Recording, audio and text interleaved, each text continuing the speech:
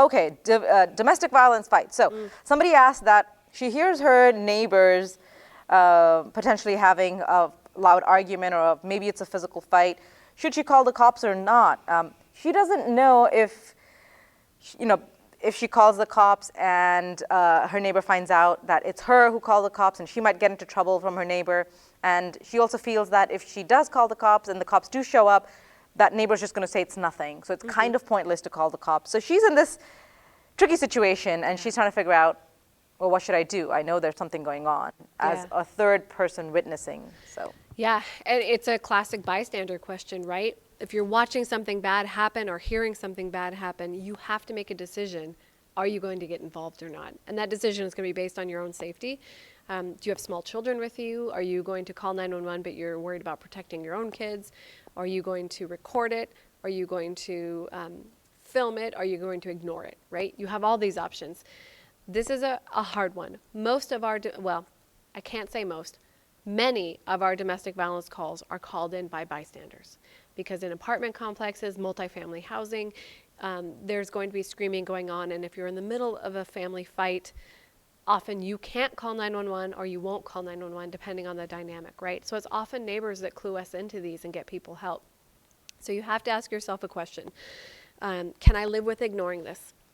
If your neighbor is getting seriously hurt and you know this is going on and you know that her life is in danger, you know that you hear things escalating, you hear slamming, crying, people being hurt, can you live with ignoring it? I think that's the first question you have to ask. I think for most of us, no, we can't live with ignoring something like that. Second part is, how can I help in a way that protects me too? Is this so dangerous that you have to risk yourself a little bit and call and say, my name is Julie, I live in apartment 3, I hear slamming, crying in apartment 4, and I heard her say, please stop hitting me. And I'm going to tell you who I am and everything that I'm hearing, right? That's the far end of that. There's also, you can call and say, I'm calling 911, I want to be anonymous, I don't want my neighbors to know that it's me that's calling, but I keep hearing this.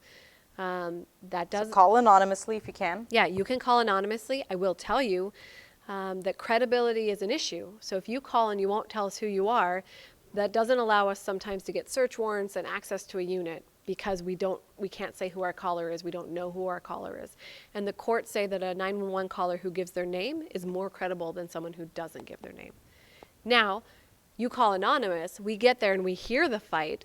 We don't need you to testify. We don't need you to give us information necessarily, because we're hearing it ourselves and witnessing it ourselves. And sometimes we get there that fast. There is always the possibility that the people inside might lie about what's happening. But now we also have a documented call for service saying that there was a report of a domestic disturbance in this residence. So if it comes in again later on, we know there's a history there, and we're going to just keep escalating in seriousness, and maybe follow up as well too. Like, we might come by the next day and say, I know you didn't want to talk to me yesterday. I see that the person who was probably hurting you isn't here. Maybe they're going to tell us a little bit more. So it can make a difference, even if that particular night the cops came and left, but they're recording it. So over time, it is going to make a difference. Now, what if you're out and about this happened in Disneyland. I don't know if you saw that video 2 years ago, where it was a domestic violence fight that broke out in Disneyland, Florida, and there was a lot of hair pulling, grabbing, punching, and then people are just standing there in shock. And then one guy finally choked one of the guys who was hitting a woman, choked him out and put him in like a rear naked choke of sorts, and put him on the ground. And then other people came and put him down too. So it was interesting. It was a 4-minute video. It was really hard to watch. So if that happens, if you're in a place where somebody's hitting somebody, and you're just actually there, not in between doors, but you're witnessing this. Now, what can you do as a bystander? What are you allowed to do? What are you not allowed to do? Yeah, still in that spectrum, right, of you making a decision. If I'm somewhere with my smallest child, I'm probably not going to intervene unless it's life or death, because my job when I'm out and about is a duty to parent first, right? And so I'm probably just going to call 911 and say this is happening and I need help. Now I'm in a situation where I'm not responsible for anyone but me. Personal decision is I am probably going to get involved if I see someone being assaulted. And that could be calling 911 and running over and yelling. It could be intervening myself and using tools that I have available to me, whether I have a weapon on myself or not, depending on the severity of the assault. And it could be, yeah, I'm going to jump in there and grab a bunch of people and ask for help to separate these two people fighting, right? Or maybe the safest place is for me to just be calling 911 and giving really good descriptions and saying, we are here. The best way to access it is to drive down this street. The male in the green shirt is punching the woman in the blue shirt in the face. She's running off in this direction, right? Maybe that is the best that I can do. So, but if the question often comes up, am I allowed to use force to protect someone else? In Washington State, yes, the law says that you can use force to protect yourself or someone else. Again, it's all about articulating things. If you do nothing, are they going to get hurt worse, or do you feel like you have to physically intervene to save a life? Right? Yeah.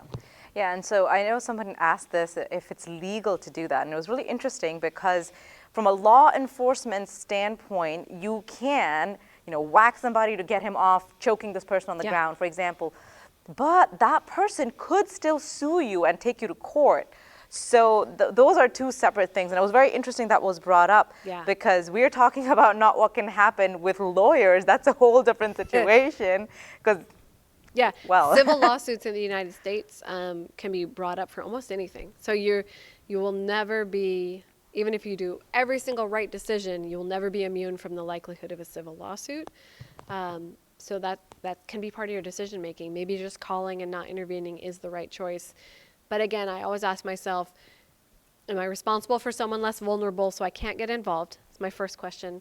And if I don't get involved, if I'm capable of it, can I live with the results if I watch someone keep getting hurt seriously and I don't intervene? That's awesome. Perfect.